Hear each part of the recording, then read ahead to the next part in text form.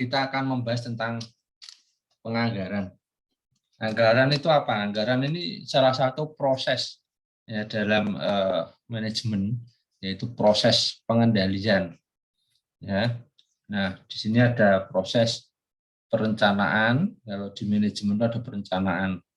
Nah, kemudian ada pengorganisasian, kemudian ada pengarahan dan pengendalian. Nah, budgeting ini bisa menjadi proses perencanaan dan pengendalian. Artinya apa? Di awal dia merencanakan dulu, kemudian untuk pengendaliannya nanti dibandingkan dengan realisasinya, capaiannya seperti apa. Nah, tentu saja ini ada semacam umpan balik, ya kan? Nah, ada feedback selalu dibandingkan. Nah, kemudian tujuan dari manajemen perencanaan ini adalah untuk pengendalian. Tentu saja ini tujuannya apa? Untuk pengendalian kan? Pengendalian tadi untuk mencapai, ya kan? Mencapai apa? Tujuan dari perusahaan. Tentu saja ini, nah tujuan perusahaan tadi harus dicapai. Tentu saja harus melalui proses, ya, proses strategik. Nah, perencanaan strategik. Perencanaan strategik itu apa? Ya, perencanaan jangka panjang, perencanaan jangka pendek yang berkaitan dengan pengelolaan aktiva dari perusahaan tadi. Itu perencanaan strategik, neraca dari perusahaan. Dan neraca itu apa? Kalau ada aktivanya, ada pasifanya. Jadi perencanaan strategik itu kalau aktiva itu kaitannya dengan apa? Misalnya ekspansi, menambah aktiva. Kemudian kalau kaitannya dengan pasif, nambah utang, nambah modal, strateginya bagaimana. Nah, ini adalah perencanaan manajemen strategiknya. Tentu saja ini harus diawali dengan penganggaran dulu. Nah, anggaran tuh harus Anda susun dulu.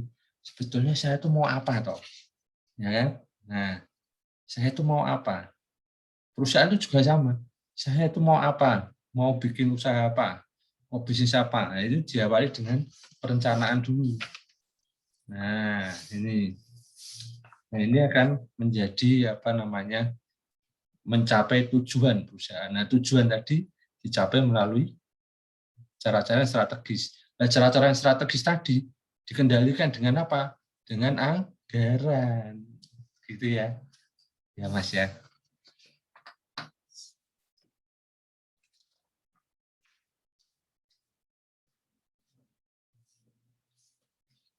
Nah, bukunya yang tak pakai ini.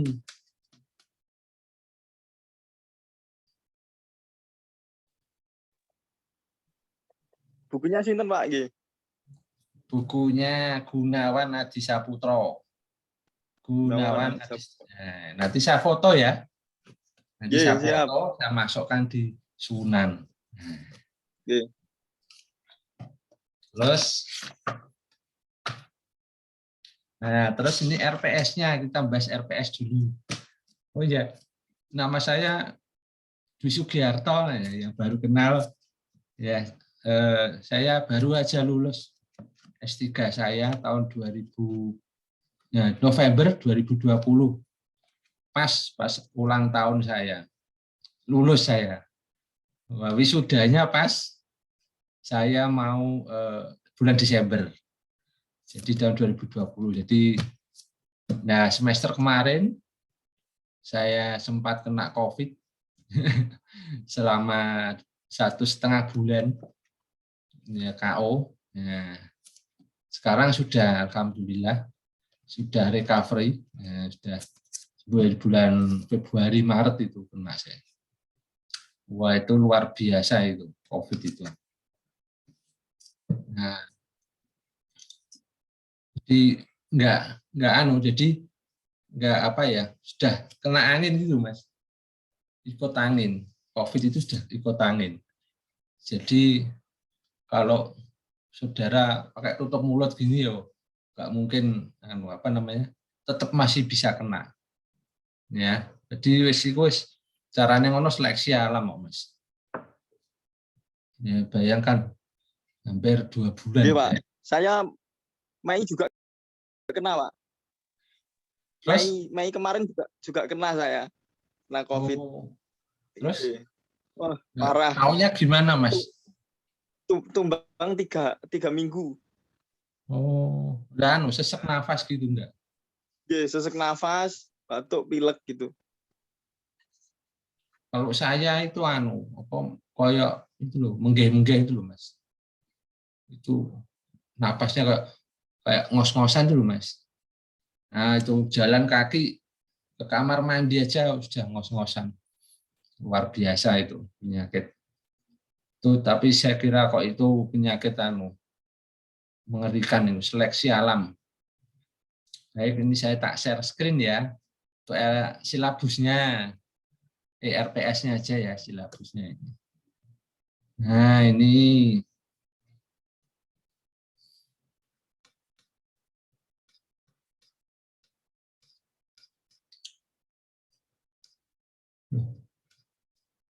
manajemen keuangan. Salah. Bentar. Nah, ini. Salah lagi. Nah, ini dia. Baik, ini yang akan kita bahas nih, manajemen anggaran. Nah, ini Magister Manajemen FEB. Nah, pertemuan minggu pertama kita bahas tentang kontrak kuliah. Ceramah, tanya jawab. Tekniknya menggunakan sinkronus. Sinkronus tuh seperti ini. Ngomong-ngomongan pakai Zoom. Tatap maya. Nah, itu sinkronus. Kontrak kuliah ini kaitannya dengan materi apa yang akan kita bahas setiap minggunya dan bagaimana tugas-tugasnya. Ini ada case-nya, ini case-nya belum tak tulis. Nanti ditulis, bisa tulis tambahin. Ini ada case. Nah, gitu ya. Minggu pertama ini RPS, minggu kedua kita bahas tentang proses manajemen dan anggaran. Nah, proses manajemen dan anggaran ini anggaran sebagai alat pengendali manajemen. Ya, jadi kalau saudara sebagai manajer, saudara itu salah satu alat pengendali itu adalah anggaran. Ya, tentu saja bagaimana anggaran itu kita harus tahu prosesnya, ya, proses pembuatan anggaran. Anggaran itu ada syaratnya. Anggaran yang baik itu harus yang fleksibel. Ada fleksibel, kemudian realistis, dan kontinu terus-menerus. Nah, fleksibel itu apa? Nah, fleksibel itu dalam pelaksanaan harus dapat kebijakan yang membolehkan untuk melakukan sedikit perubahan sehingga anggaran tidak dipaksakan sebagai jaket yang ketat.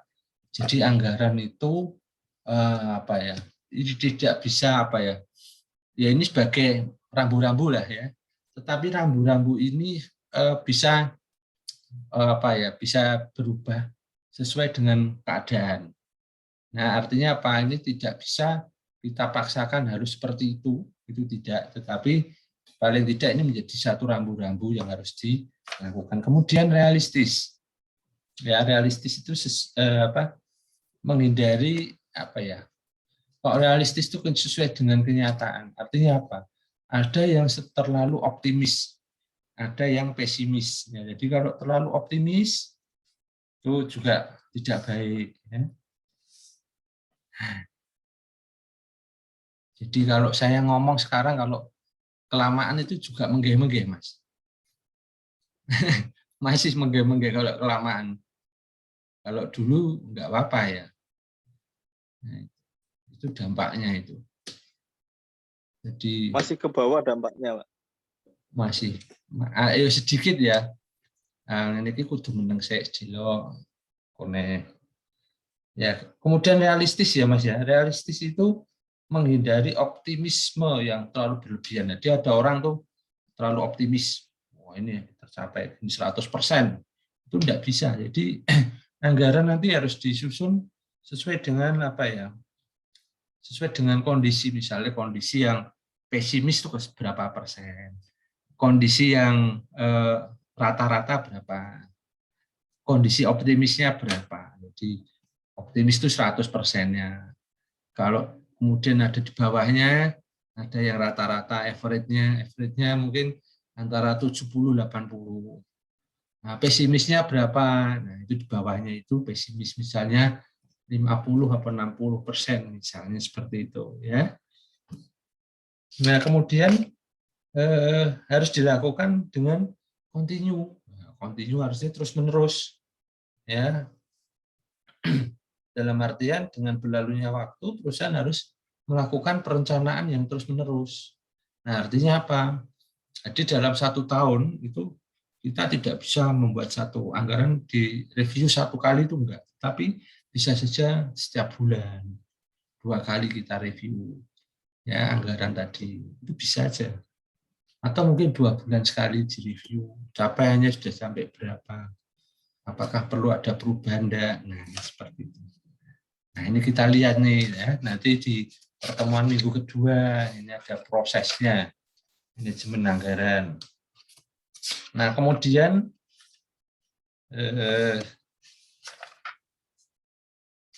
apalagi minggu ketiga nih, mahasiswa harus mampu menjelaskan proses anggaran. Nah proses untuk membuat anggaran, bagaimana caranya, nah apa yang harus dilakukan. Nah prosesnya ini adalah yang pertama, urut-urutannya ya. Anda harus mencari dulu variabel-variabel yang berkaitan dengan eksternal. Nah, eksternal itu apa? Misalnya inflasi, harga pasar, kemudian pesaing, pemasok, dan sebagainya. Anda lihat dulu. Anda ada apa namanya? Anda kenali, kemudian Anda apa namanya? Evaluasi bagaimana strateginya dia, bagaimana perubahan harga, bagaimana harga nanti ke depan seperti apa. Nah, itu harus Anda apa namanya? Kenali dulu dan evaluasi. Kemudian setelah itu Anda melihat ketujuan dari perusahaan Anda. Tujuannya apa? Nah, tujuan umumnya. Kemudian Anda setelah tujuan Anda lihat lagi sasaran. Jadi tujuan tadi diterjemahkan dalam visi tadi, sebenarnya dalam misi ya. Misi itu yang harus dicapai. Ya, itu sasarannya. Ya, misi kemudian diterjemahkan tadi ke dalam sasarannya, objektifnya. Objektifnya itu harus dicapai apa? Nah, sasarannya apa? Tujuannya apa? Nah, tujuan atau objektifnya tadi. Jadi, kemudian untuk mencapai objektif atau tujuan tadi, atau sasaran tadi, harus dibuat suatu strategi. Nah, strateginya apa? Ditentukan dulu, jelaskan strategi perusahaan. Karena apa? Strategi ini kaitannya adalah penggunaan sumber daya dari perusahaan, entah sumber daya manusianya, sumber daya asetnya, ataupun sumber daya yang lain. Ya. Nah, ini kita lihat dulu. Kemudian setelah itu apa? Nah, Anda buat suatu instruksi perencanaan manajemen eksekutif. Ya, jadi dari strategi tadi, manajemen eksekutifnya tadi diminta untuk menerjemahkan strategi-strategi tadi ke dalam apa namanya ke dalam laba rugi ya, pendapatan dan biaya ya. Jadi dilihat dulu pendapatan dan biayanya. Jadi kalau ada strategi A itu nanti akan menghasilkan pendapatan berapa, biayanya berapa. Strategi B pendapatannya berapa, biayanya berapa. Ini harus ditentukan dulu. Ya. Nah, kemudian setelah itu ada rencana proyek. Ya. Jadi untuk perencanaan tadi ya, itu saja harus ada proyek-proyek ya. Jadi ada proyek-proyek. Nah, proyek itu apa? Proyek bisa aja proyek pengadaan, proyek penutupan, atau proyek-proyek memperluas pasar. Nah, ini proyeknya macam-macam ya, bisa ada pembelian produk baru, ada penukaran, ada perluasan pasar, macam-macam ya, proyek itu macam-macam. Nah, tentu saja proyek ini kaitannya adalah dengan strategi ini tadi. Ya, strategi ini tadi dibuatlah proyek-proyek. Nah, oke, dari proyek-proyek tadi dibuatlah rencana. Nah, rencana pendapatan strategik dari masing-masing proyek tadi. Jadi proyek data itu proyek pembangunan perusahaan pabrik baru, ada penukaran aktiva, ya, kemudian ada proyek misalnya perluasan pasar, membuka kantor-kantor baru, nah, dan sebagainya, kan banyak ya proyek itu. Nah, kemudian setelah itu dibuatlah rencana taktis. Rencana taktis itu kalau pelaksanaannya tadi, misalnya ada proyek A, tadi proyek A, terus evaluasi pendapatan dan biayanya berapa, terus pelaksanaannya bagaimana. Nah, taktis itu kaitannya dengan pelaksanaan. Nah, kemudian setelah itu dibuatlah satu laporan penganggaran. Ya. Nah, itu apa? Setelah itu dilaksanakan dan ada tindak lanjut atau umpan baliknya. Nah, itu prosesnya seperti itu ya, proses di pertemuan kedua ini kita bahas. Pertemuan ketiga, maaf ya. Proses anggaran. Ya. Pengertian, syarat anggaran, proses perencanaan, dan pengendalian laba. Oke, kemudian yang berikutnya, pertemuan minggu keempat. Mahasiswa mampu memahami struktur organisasi, akuntansi pertanggungjawaban, dan pusat tanggung jawab. Jadi Anda harus tahu ya, struktur organisasi. Struktur organisasi itu apa?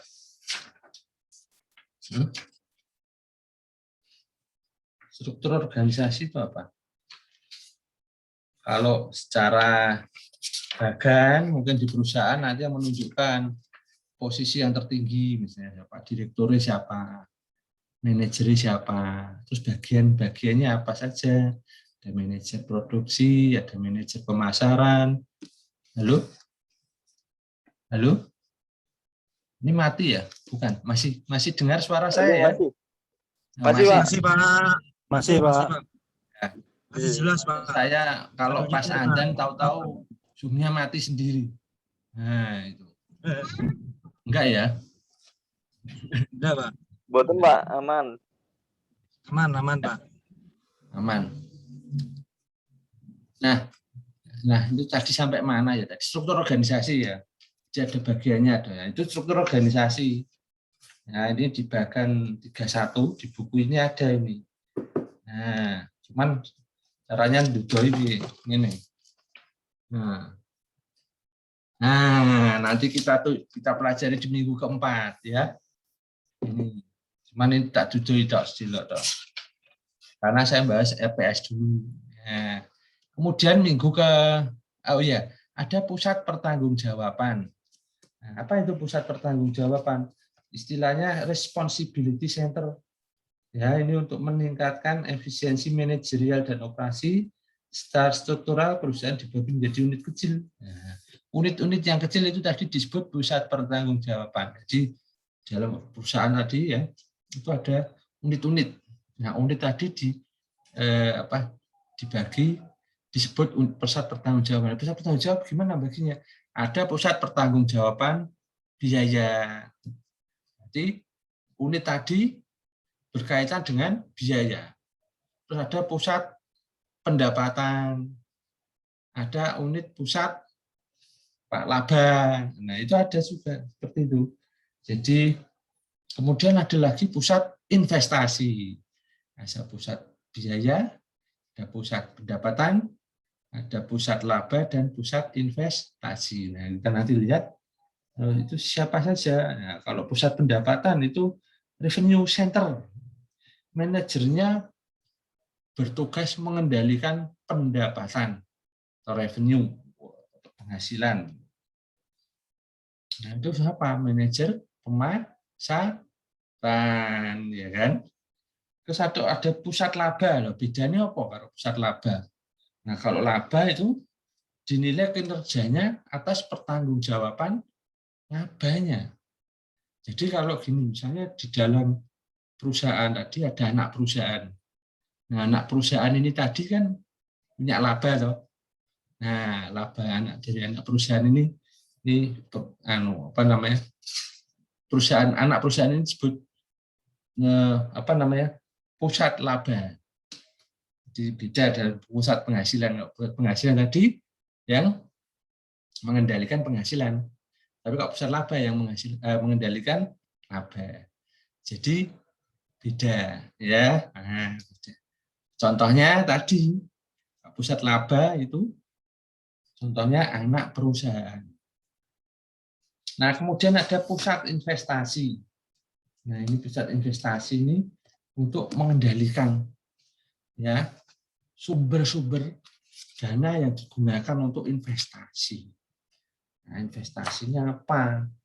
Nah, ini biasanya kalau untuk perusahaan seperti asuransi, ya, pendapatannya dari asuransi.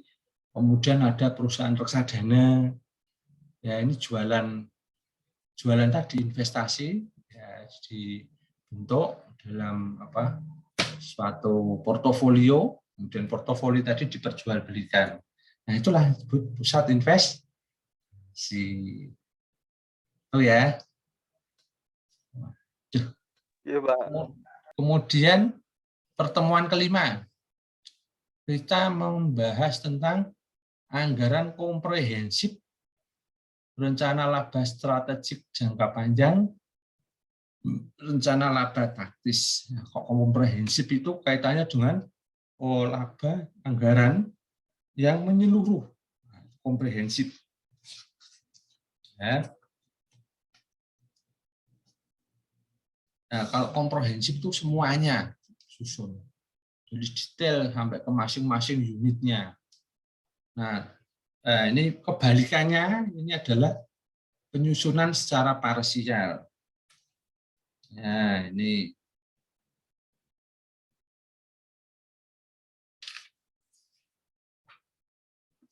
jadi kalau komprehensif itu anggarannya yang itu terdiri dari apa aja.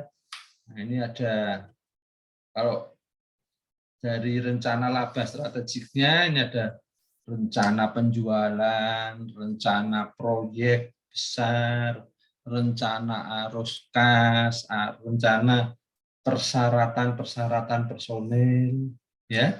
Kemudian untuk rencana laba taktis jangka pendek itu ada rencana penjualan, ada rencana produksi, ada rencana biaya-biaya administrasi, ada rencana biaya-biaya pemasaran, kemudian ada anggaran tipe apropriasi. Apa itu? Nah, kita pelajari di pertemuan yang kelima. Nah, itu.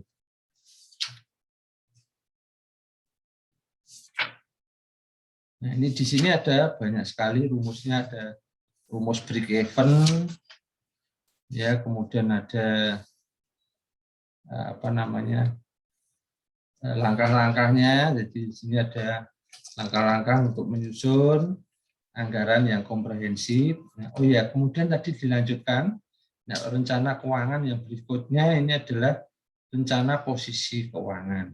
Terus rencana posisi keuangan kaitannya dengan aktiva, pasiva, ya, yaitu hutang dan modal. Nah, di sini ada nanti langkah-langkahnya, bagus sekali. Buku ini kemudian juga ada kasus-kasus, ya. Saya paling senang ada kasus-kasus, ini kita bahas. Kasus-kasusnya banyak sekali. Ada contoh penyelesaiannya.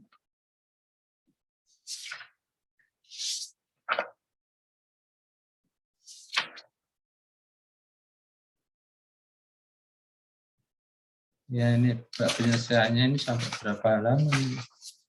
Wow, sampai 10 halaman buat bahasan ini.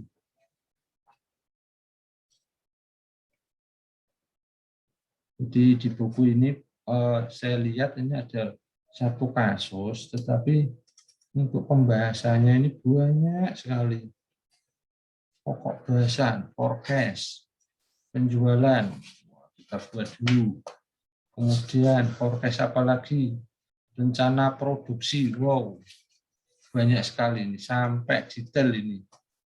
Sampai ini. Jadi satu kasus ini ada sekitar hampir 20 halaman itu penyelesaiannya. Oh, lebih ya? Lebih hampir. Ini bukan 20 halaman lagi, tapi hampir 30 halaman. Wah, ini bagus ini. Bisa digunakan contoh ini. Jadi sak buku ini segini sendiri nih. Sak gini sendiri nih. Oh, sak gini banyak tebel ini. Lumayan ini, 30 halaman. Isinya memang kasus satu tok. Ya. Ya baik. Dibahas semua ya, Pak. Ya, nanti kita bahas Kasusnya. itu. Kita bahas Oh, iya, kasus oke. saja. Mungkin kalau terlalu detail kan Anda sudah bisa Pak ya. Sudah bisa enggak? Tapi bagaimana kita kalau di MM tuh aplikasinya. Nah, contoh kasusnya gimana misalnya gitu. Ya, tapi kalau mau belajar lagi monggo nanti saya kasih videonya. Monggo nanti dipelajari sendiri materinya, mungkin saya kasih PPT. Nah, kita ketemu kasus. Ketemu langsung kasus. Nah, yang berikutnya pertemuan ke-6 ini perencanaan dan pengendalian penjualan. Wah, dandan, saudara-saudara. Dandan itu bahaya ini, dandan. Bentar ya, ada dandan. Mau nadan, Pak. Izin Pak, adzan maghrib. Ya, bentar ya. Kita tunggu biar andanya. Nggih. Jenengan di Solo, Pak. Ini, Kudus saya. Kudus nggih. Iya. Nggih. Mau dolan sini nggak apa-apa. Mau lihat, Siap. mau bawa fotokopi ya terserah ini. Nanti teman-teman bagi bukunya. Modulan sini nggak apa-apa, mau ngopi-ngopi ya. Ya, daripada pusing ya toh. Kita ngopi-ngopi ya, kan sambil belajar ya toh Mas. Wah, Mas Firmana ini kayak cocok ya Mas. Bentar ini ada nih ya. Pegawai pajak Pak itu. Oh, ini kita dengarkan dulu andanya nggih.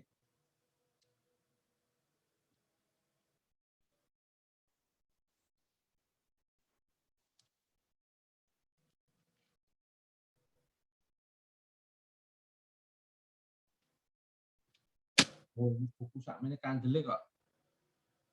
Lumayan nih, karena gue bantalan turu ini.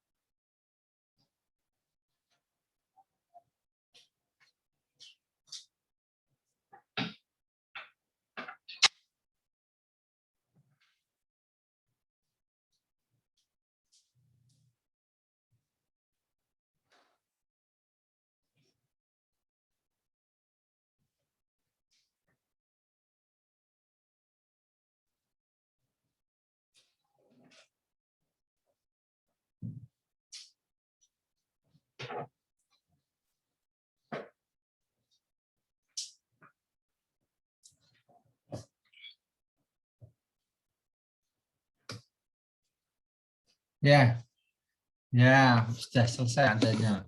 Sekarang ganti format.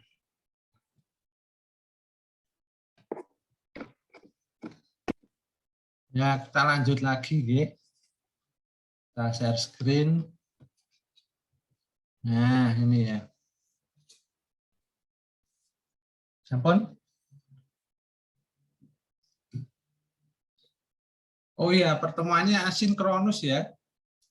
Asinkronus berarti nanti saya kasih PPT atau PDF yang berkaitan dengan kasus-kasus.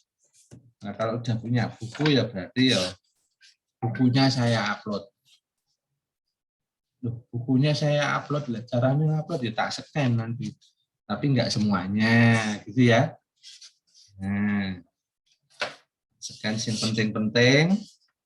Nanti misalnya, oh ini kasus, nah tak kasih ini. Nah, jawabannya ini, ngono, ya kan? Nah, terus pertemuan Siap, yang Pak. ke-6. Terus pertemuan ke-6 kita bahas tentang perencanaan dan pengendalian penjualan. Nah, perencanaan penjualan, penentuan harga jual, konsep perencanaan penjualan.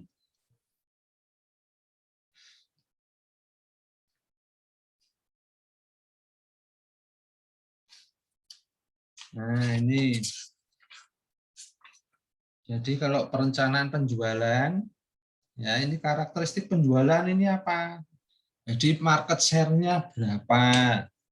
Ya, kemudian bagaimana persaingannya, monopoli, oligopoli, kemudian daya beli konsumennya seperti apa, kemudian kemampuan keuangannya, kemudian SDM-nya, kemudian teknis, faktor teknis, ya, faktor kemampuan apakah teknis mesin dan peralatan memadai untuk memenuhi target penjualan. Kemudian dimensi waktu, misalnya, jadi targetnya tadi dicapai selama berapa lama, ya. Ini kemudian lama ini maksudnya ya bisa setahun, bisa 2 tahun, kalau jangka panjang ya 5 sampai 10 tahun, ya kan? Kalau jangka pendek ya 1 periode atau 1 tahun, bisa saja dalam bulanan ya bisa, ya. Nah, kemudian dibuat apa tadi? Tadi tujuannya tadi berkaitan dengan pasar, segmen pasar, dan kemudian citra perusahaan. Jadi kalau citra perusahaannya bagus, harapannya apa? Segmen pasarnya juga akan tinggi. Nah, terus bagaimana menentukan harga jualnya? Nah, harga jual itu ditentukan dari apa? Supply dan demand. Ya. Supply dan demand. Suaraku mentai, saudara-saudara. Apa-apa ya? Pertemuan minggu ke-7. Memahami perencanaan penjualan. Kita membuat, ya, konsep perencanaan penjualan yang komprehensif. Nah, komprehensif ya yang detail, ya kan? Bagaimana mengidentifikasi dan mengevaluasi variabel eksternal, kemudian menyusun tujuan perusahaan, terus bagaimana membuat strategi perusahaan, kemudian bagaimana membuat forecast, ya kan?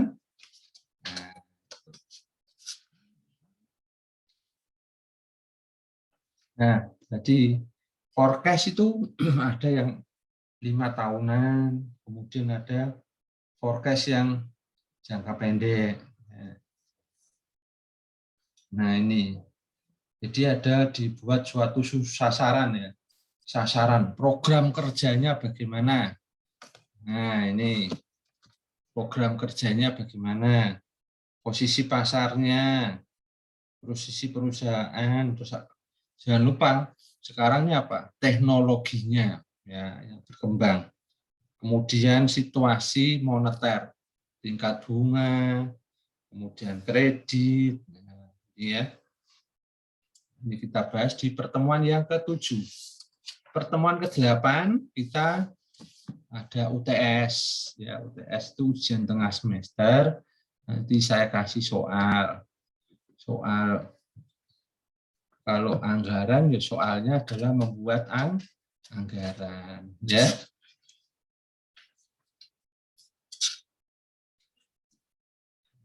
Banyak kasus-kasus, contoh kasus. Wah, menarik sekali ini. Terus yang berikutnya ini adalah perencanaan dan pengendalian bahan mentah. Nah, bahan mentah itu apa? Bahan baku, ya, bahan baku itu yang belum diproduksi, itu bahan mentah. Nah, bahan mentah misalnya kalau bahan mentahnya kursi, ya misalnya besi, kayu, ya itu bahan mentah. Nah, ini bagaimana merencanakan bahan mentah itu? Nah, bahan mentah itu kita lihat nih kebutuhannya bagaimana, terus bagaimana untuk prosedur pembeliannya, jumlahnya berapa, dananya berapa, kemudian kaitannya dengan produksi bagaimana, ya kan? Terus sifat dari bahan mentah tadi seperti apa? Apakah disimpan tahan lama ataukah cepat rusak? Nah, ini dilihat dulu, ya. Ini kita nanti pelajari di pertemuan ke-9. Ke-10. Bahan mentah, ya, diproduksi. Produksi tadi sudah belum? Oh ya, ini produksi kayaknya belum deh. Makanya kok ada yang kurang apa ya? Nah, pengendalian produksi.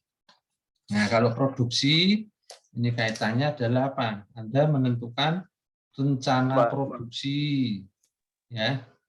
Kemudian kebijakan produksi itu kebijakan apa? Kaitannya dengan kebijakan persediaan, kebijakan berkaitan dengan pembelian persediaan, kemudian schedule, ya, schedule untuk produksi. Jadi misalnya schedule produksi gimana?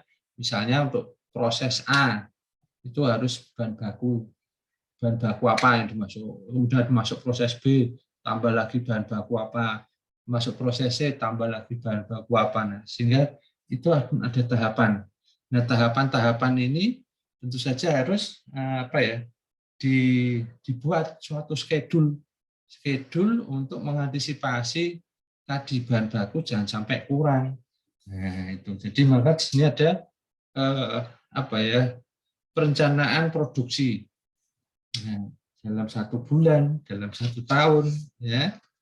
Kemudian kalau dari akuntansi itu penjualan, ya, rencana penjualan, persediaan barang jadi di awal ditambah dengan produksi, ya kan? Ya, itu total itu kan, terus itu adalah barang tersedia untuk dijual, dikurangi penjualan, hasilnya persediaan akhir. Ya. Nah, faktor-faktornya apa yang mempengaruhi? Nah, banyak yang kita bahas itu ada persaingan, kemudian ada sewa gedungnya, kemudian ada biaya pemeliharaan, biaya asuransi, kemudian besarnya modal yang dibutuhkan. Ini adalah kita bahas di pertemuan yang ke-9. Pertemuan 10 ini pengendalian bahan mentah tadi, ya. Pertemuan 11 kita bahas tentang tenaga kerja langsung. Jadi setelah bahan mentah kita bahas tenaga kerja langsung. Tenaga kerja langsung itu apa? Ya, tenaga kerja yang berkaitan dengan produksi secara langsung. Itu adalah tenaga kerja langsung. Ada yang tidak langsung. Nah, tidak langsung apa? Yang mengawasi. Nah, kemudian yang memanage, manajernya, supervisornya itu tidak langsung. Tapi yang pelaksana, ini kalau tenaga kerja langsung yang berkaitan dengan produksi, itu adalah tenaga kerja yang variabel. Artinya apa? Ya akan berbanding lurus dengan jumlah produksi. Jadi kalau produksinya naik, tenaga kerja langsungnya juga, biaya tenaga kerja langsungnya juga akan naik. Nah, itu berbanding lurus. Ya. Tapi kalau tenaga kerja yang tidak langsung, ini lebih fix, ya tetap. Ya, naik turun produksi ya tetap aja di segitu. Ya.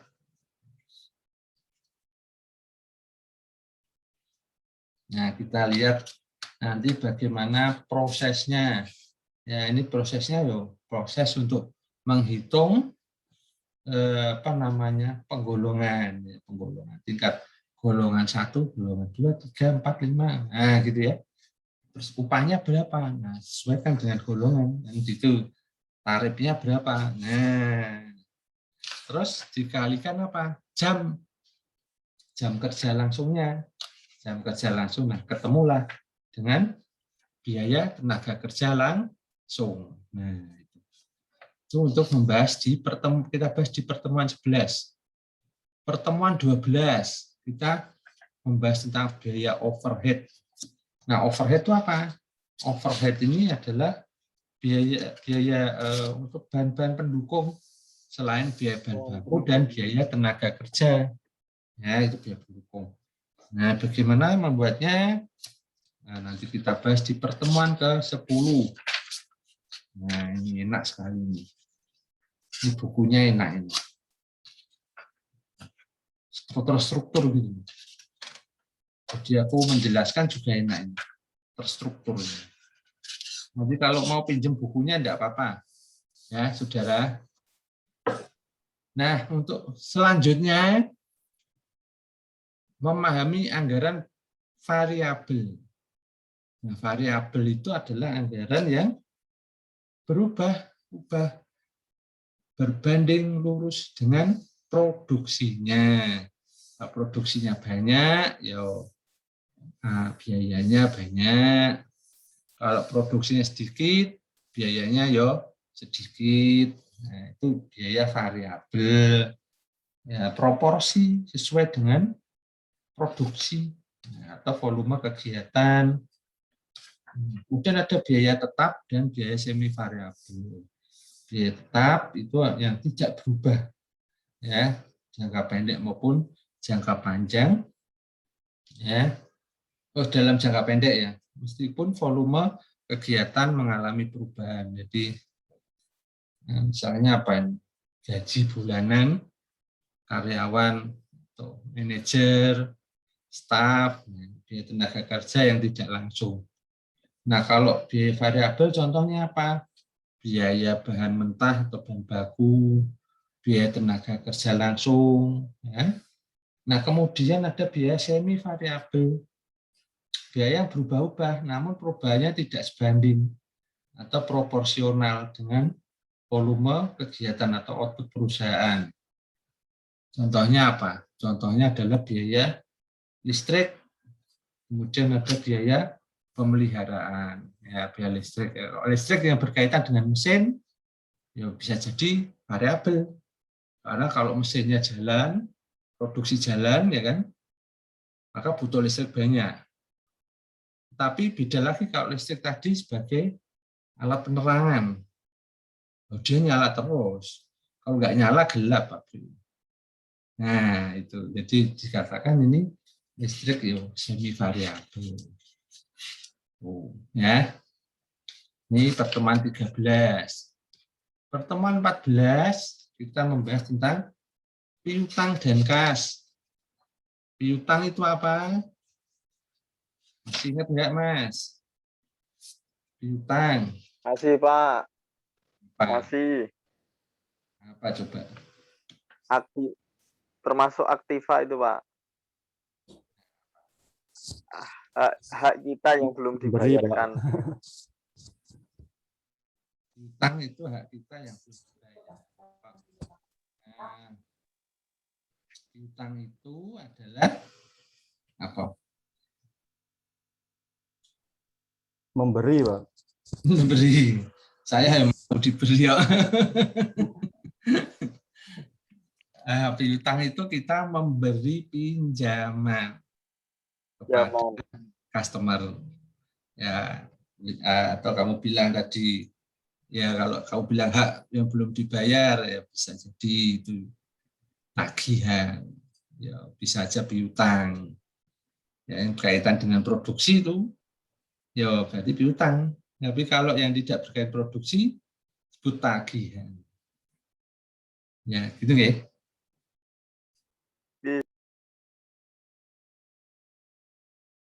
Nah, piutang nanti ada manfaat. Ya, piutang itu juga bermanfaat ya. Ini gunanya untuk apa? Untuk menarik ya, menarik pelanggan. Tapi kalau masa pandemi gini ya piutang kalau bisa ya jangan. Tak iso bayar bar kowe. Ya toh? Kan banyak ya, gitu. baik. Sekarang cari yang cash saja. Bahaya. Nah, kemudian pertemuan yang ke-15, oh kas ya, kas sudah tahu ya kas ya. Kalau kas apa kas?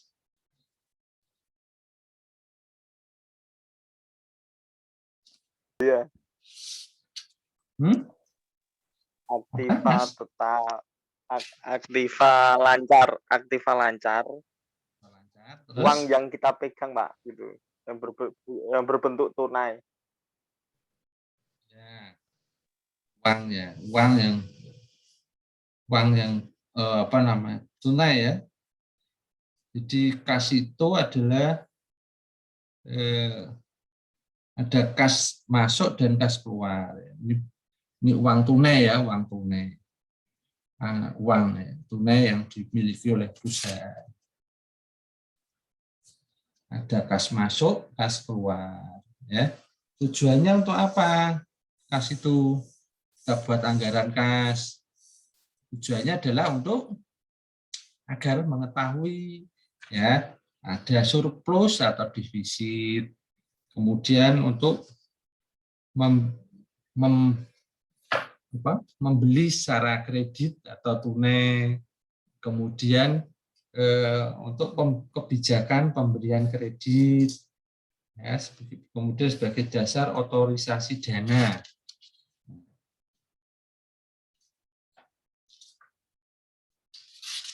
Terus yang berikutnya, pertemuan 15, mahasiswa memahami penganggaran modal. Nah, penganggaran modal ini, apa ini penganggaran modal?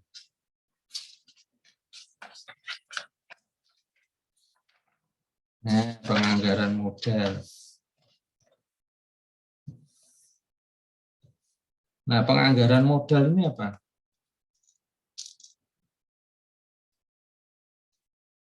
Modal itu apa modal? Modal itu apa? Pasiva. Kalau di penganggaran modal itu capital budgeting. Proses kinerja untuk mencakup seluruh aktivitas perencanaan dana. Modal itu misalnya kamu punya perusahaan, ya kan? Kan ada modalnya, ya. Itu namanya apa? Investasi. Investasi. Ya, investasi. Modal, penanaman modal, ya kan? Ada capital budgeting itu untuk investasi. Nah, investasi modal, modalmu mau investasi kemana? Di perusahaanmu sendiri ya bisa, ke perusahaan yang lain ya bisa. Ya, loh kok bisa? Iya. Karena modal itu bentuknya apa? Saham. Nah, kamu kalau beli saham perusahaan lain bisa toh?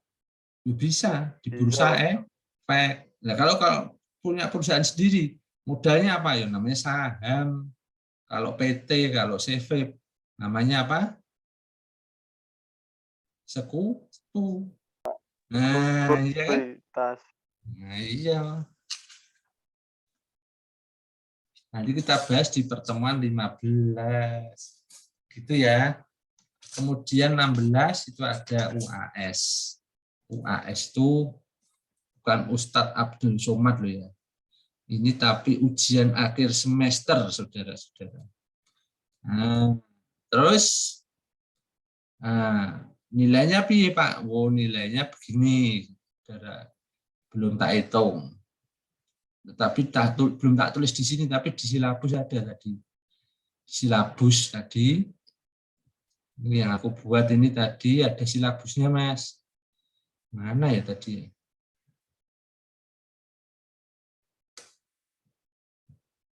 Nah, ini dia. Nilainya gini. Jadi ada kehadiran, ada tugas dan partisipasi, ya nanti tak kasih tugas. Terus ada UTS, UAS. Itu ya. Oke? Pak. Ya, Nggih. Siap, Pak. Magriban dulu ya, sholat dulu ya. Ya, Pak. Oke. Minggu depan, saudara buka Sunan. Nah, nanti di situ saya kalau pas asinkronus saya buat video. Saya cerita materi ya Pak, bla bla bla bla bla bla. Terus nanti setelah itu saya kirimi PPT. PPT itu isinya tugas atau DOC. Silakan Anda kerjakan. Ya, gitu ya. Ya, tapi yo mau tugas setiap kali pertemuan atau tugas yo 2 kali saja. Pak, siapa? Kali pertemuan. Sekali saja, Pak. Sekali. Sesekali aja, Pak. Ya, paling enggak ya 2 kali lah ya. Nah, ben ketok macem ngono. Coba. SIC kan tugasnya ben ketemu kayak tugas, nek loro ben pindho ae ya toh. Nah. Yang penting nanti tak kasih contoh-contoh. Nanti mungkin saya buat video bahas tentang contoh-contoh kasus. Kasus ini, kasus itu lah. Nanti bukunya, teorinya panjenengan tumbas piyambak bukune, nggih. Nah niku. Pun nggih, kula ajeng salat riyen. Billahi taufik wal hidayah. Wassalamualaikum warahmatullahi wabarakatuh.